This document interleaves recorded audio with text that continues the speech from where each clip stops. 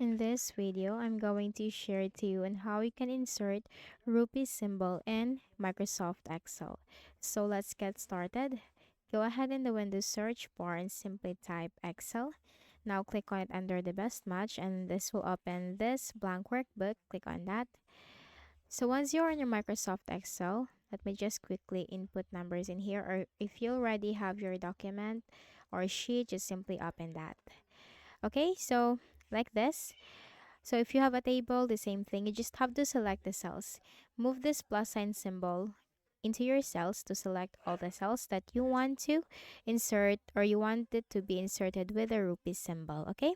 So once you have selected the cells, click on the home tab on the ribbon and here you can find this option, accounting number format. Click on this drop down and in here we just need to simply click on more accounting formats.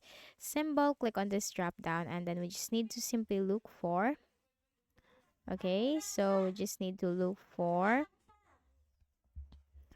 English India. Okay, so here, okay, and as you can see, that is the rupee symbol from here, and then simply click on OK.